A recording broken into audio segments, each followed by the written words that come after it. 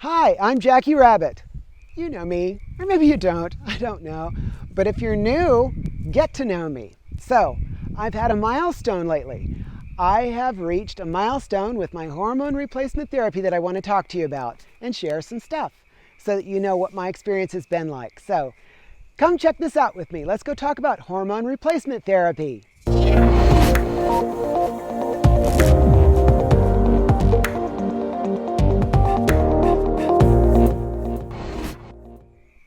Hormone replacement therapy is a really big part of transition.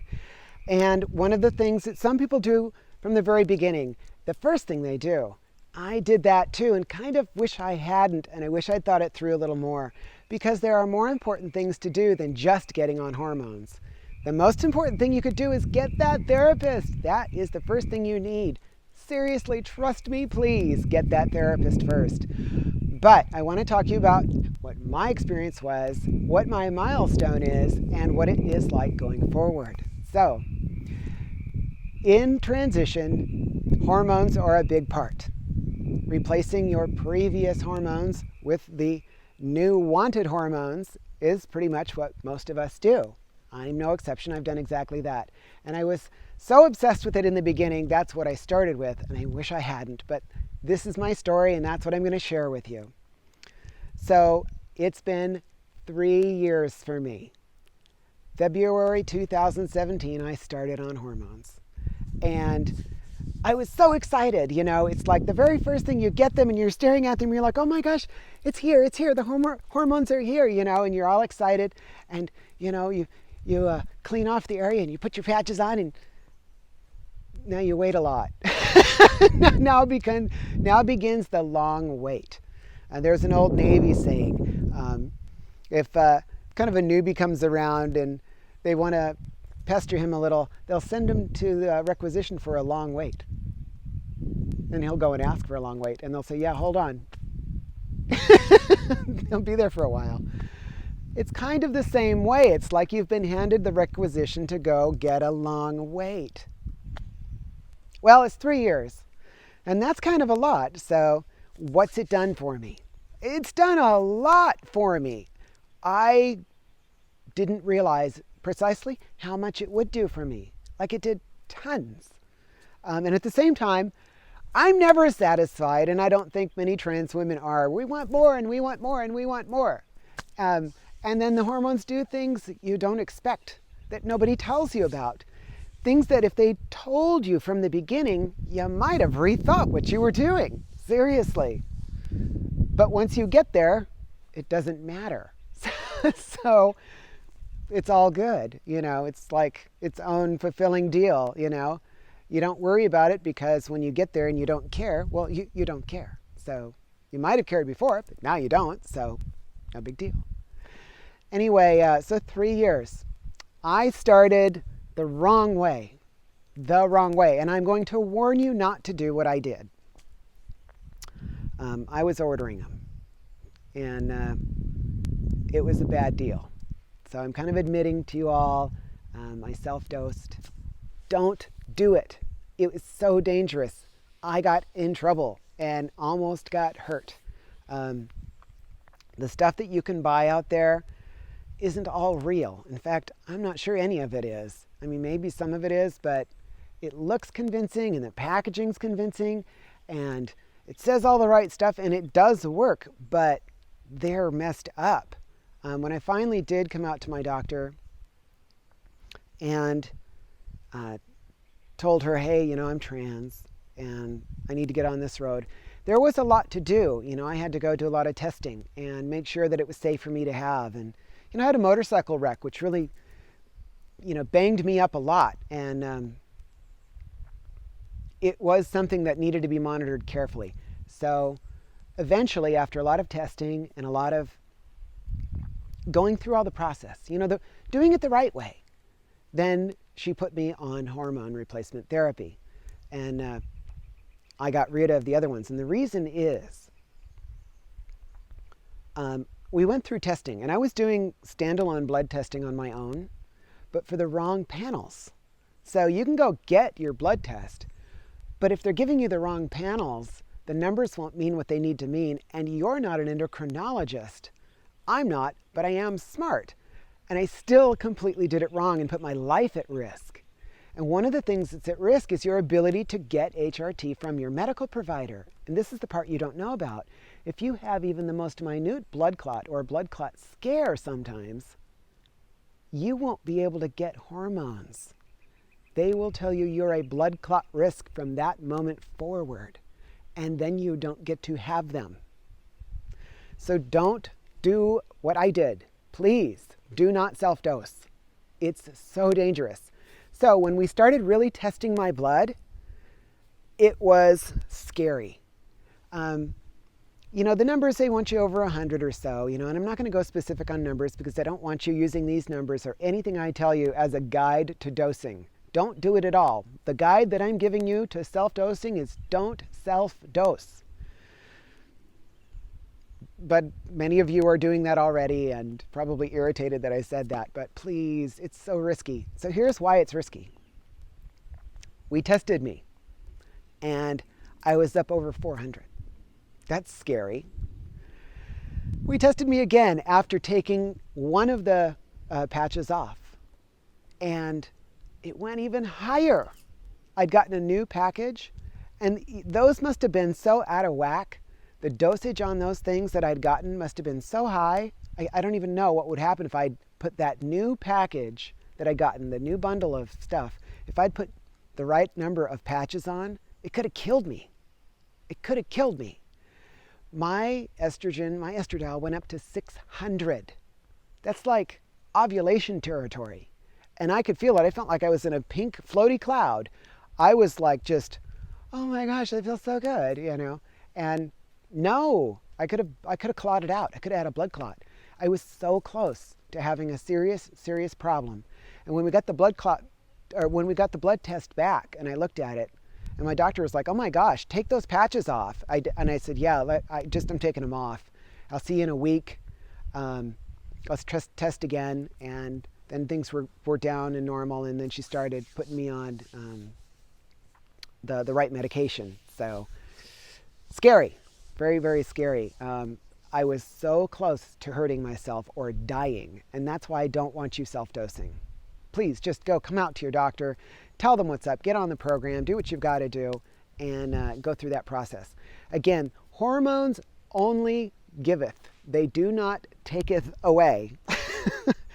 And they're not going to do an enormous amount unless you're like 17 or something. And God bless you, young girls.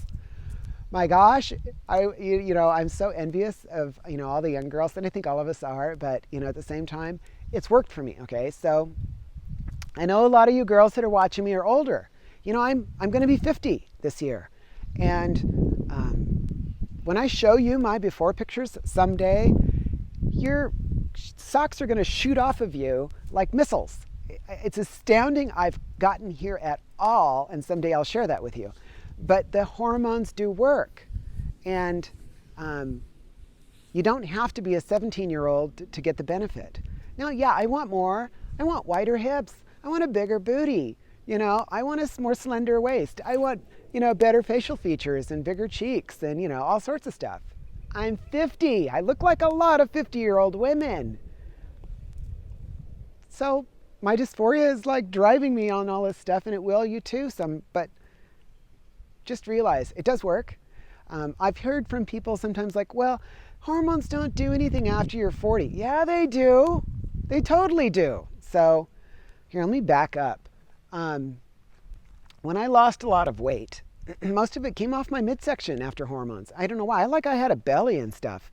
I was 350 pounds at my heaviest. I was 240 pounds when I started back in February of 2017. And I was like belly, and it all just kind of came off right in the midsection. So look, for the most part, I actually have hips and stuff, and that's crazy. They're not super wide. They're still not as wide as my shoulders, but the idea that I have, it's weird how it just kind of came off right there. Isn't that bizarro? But that's what it does, because you start doing female pattern distribution of fat. So that changes, and I did get a little bit of volume in the cheeks and stuff. I've noticed stuff. Your skin gets like thin. Like people are, oh, my skin is so soft. Oh my gosh, it's so thin, Wow, I'm always worried about snagging myself on something. I got scratches and cuts and stuff at work, and like the old leather doesn't protect me anymore, so I have to be really careful. That's a big difference, and everything physically feels different. Like getting touched is weird, like high sensitivity or something. Like somebody comes and touches me and runs their finger on me, it's like, blah! Oh my gosh. It's really high sensitivity, so it changes a lot of stuff, and I think that's the thickness of the skin does something to that. Your nerves are closer. I don't know what it is, but all I know is like the wind is blowing, and I swear I can feel every molecule as it brushes past me, that wasn't how it used to be. It also changes a little bit of the way your brain works. I take that back. It changes a lot of the way your brain works. And if somebody had come and told me this stuff when I started out, I might have thought really carefully about what I was doing. But I'm okay now because that's how things are, and I'm fine with it. I don't care. But back then I might have. It really reduces libido. Like, seriously will reduce your libido. And that is fine. Most women don't have like a monster libido. Now, I do know some, and I will never match their prowess in that department, nor their hunger. So, and I'm fine with that. It doesn't make me any more or less female to have a sex drive that pushes me to go have some fun. Honestly, I have a lot more time in my life now. And that gives me the opportunity to do stuff that I have time for. So why would you not want more time in your day? So I know that's kind of a weird TMI thing. It's true though, the lower libido is actually kind of nice. It kind of quiets down the old brain. Things are easier and nicer and quieter, and I actually like it. I think it's really a benefit. I count it as low libido is like nice, and I like that. It changes how you make decisions too. As a guy, I used to make a decision based on maybe one or two ideas, and I could really focus on them, and I would think about it, make a decision, and it seemed easier. It seemed like, I just had to choose between one or two things. And now it's vastly different. There's like a bundle of thoughts, and they're around the periphery, and there's several to choose from right in the front of your thought process. And you're juggling all these thoughts around, and sometimes they're not even thoughts about what you're on. They could be thoughts of like other stuff going on that are side related or not even related at all. So it's, at first, disconcerting. I remember being distressed about it originally. I've kind of learned to manage now, and it's not bad. Actually, I like it now. I like that it's like I get more choices, and I get the opportunity to kind of think of more things that affect it and balance the thought processes and decisions as a whole. Although it's taken me a couple years to really hone in on that, so that's tough. Ultimately, it's a good thing. It's a little weird at first, and then you get used to it. One of the things that I had no clue was going to happen was I'd get a little baby crazy. I'd get the baby fever. I used to make fun of girls. I used to make fun of them when they'd see a baby in a stroller go by, and oh, I want one of those, And I'd be like, you got the baby fever, ha ha. Ah, crap, now I got it too. So I was at a restaurant with my dad having breakfast, and there was a kid over there whining and screaming and crying, and normally I'd be like, oh gosh, I don't want any more kids, But yeah, I would love one more. It's an odd thought that all of a sudden, if they had the ability to like give me a cervix and all the parts so I could actually have children, oh yeah, no, I mean, like, I would. I would so totally. I would be like, yep, put one in there. I want one. I'm 50. I don't have a lot of money. I don't have a lot of time. I'm not sure how I'd manage to, raise a child and be 70 when it's in college. And I still really badly want one. Don't ask me why. I can only blame the hormones. um, a lot of people talk about what they got for the hormones themselves. I like the patches. They're low risk. They're simple. They're twice a week, so they don't have to be stuck on you for all week long, and I like that better. They seem very level, you know. The only thing is you got to do it twice a week. And my tips for doing that are some packaging tape. I use packaging tape to kind of stick onto the skin right around the love handle area and pull it off. And I do that several times until it comes off clean and it's really sticking to me. That takes all of the, it exfoliates the area, and you want to shave. If you have hair there, you don't want it under the patch, so you can shave a little there. And you alternate every single time. And just under the love handle area is where they want you to put them. And then they stick really well. And I put them on without stretching the skin or anything, because you don't want them to like wrinkle over. You want it just very natural. Put them on, then press and hold with a couple fingers. Press and hold pretty hard for a good 20 seconds. And then whatever your number of patches are, you repeat that. Make sure you take the old ones off. Clean that with tape, because there'll be a little tape residue around there and some fuzzies from your panties. And stick a piece of tape on there, pull it off, and do that until that's cleaned up. And then you're good for another 3 or 4 days. Set an alert on your phone so you can remember to do it. And it's as simple as that. The tape trick really works. I have lots of people tell me, I can't get them to stick, and they come off in the shower, and like, mine never do. I don't have that problem at all. The tape trick works like a charm. So go get a roll of packaging tape and you'll be just fine. So that's my experience with hormones. That's kind of what I can think of that are the high points. Please don't self-dose. Please don't self-dose. I know there's a lot out there that says that the injections feminize more. I don't know. I know people who do injections. I know people who have patches. I know people who have oral. Like, I don't know what the oral ones are still around for, but like Premarin or whatever. I don't know. The patches are bioidentical, so bioidentical, don't self-dose. I'm just going to keep saying it. And stay safe, You want to go get it from an endocrinologist who's going to test you and keep you on the right levels. Yes, it's going to work. It's going to do something for you. Seriously, it works for me. I mean, I actually have like a little bit of a girl shape, and I'm pretty happy about it. And I can do more.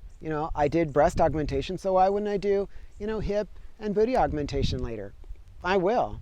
And I'll take you along for that ride too. So, I also want to give you this one little fun update. This is just for me.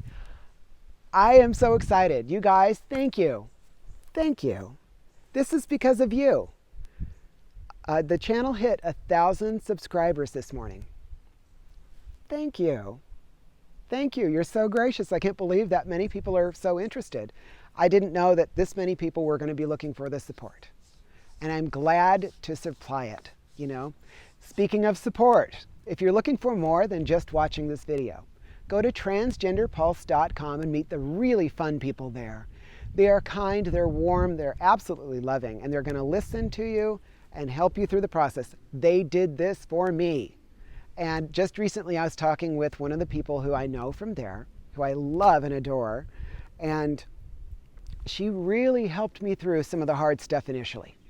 When stuff was really falling apart, and I just felt like there was no one there, and I had no friends, and everything was coming to an end, and things were really bad.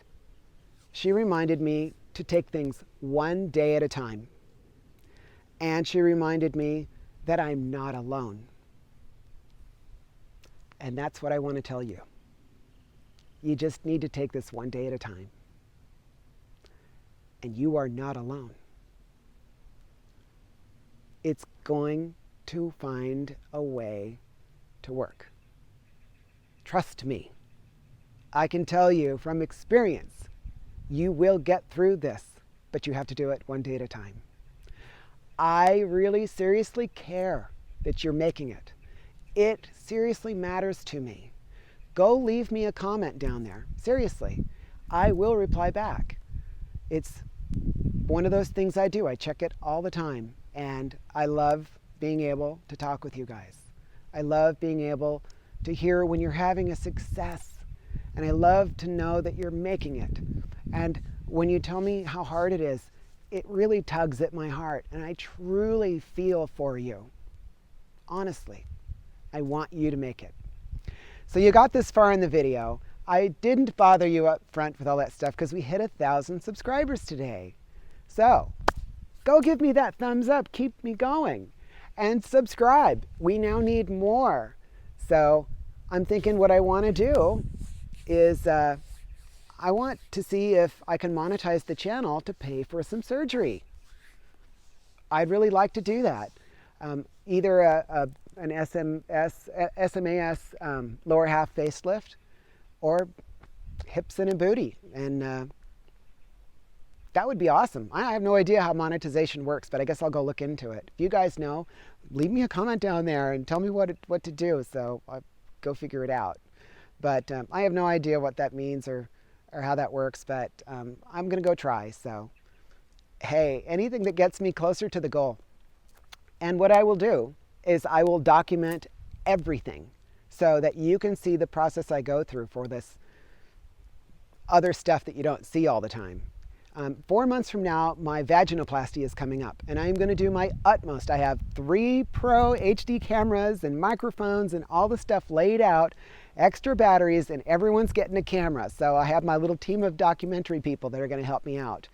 And I'm starting to really try to coordinate that now to make sure everyone's got their date cleared. So I just hope it works really well. I'm doing my best. And I want you to understand I'm sharing all this stuff so you know it can be done. Even if you're older, it's okay to be you, to be out, to live the life you've been wanting to live this whole time. Take care of yourself. Thank you so much. Go like the video, thumbs up. Go make a comment down there for me. Make as many comments as you can think of to share, because you're sharing with others and not just me. And subscribe. We are actually back at 69% of unsubscribed people looking for the videos. So there's been an improvement. You guys are actually listening to me and subscribing, and that's actually improving the metric there as well. So I know lots and lots of you hunt me down, or it comes into your feed and you watch me a lot. Go subscribe and click the bell so you know when I'm going to post a new video. And I got lots of stuff coming up. I've got the Build a Girl series. We're going to do makeup. I'm going to get my ears pierced finally. I've never pierced my ears. And so I'm going to go to the mall and get my ears pierced. And you're going to come with me.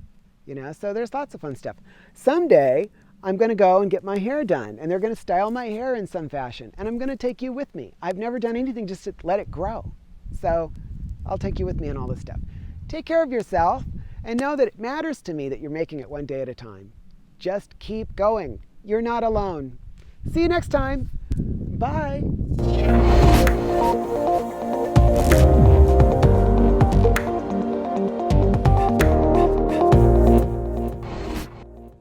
One time when I was walking back to my car in a parking garage, this guy followed me to the car. He wanted to talk to me and he said, "Oh my gosh, you smell so good. What is that fragrance?" And I said,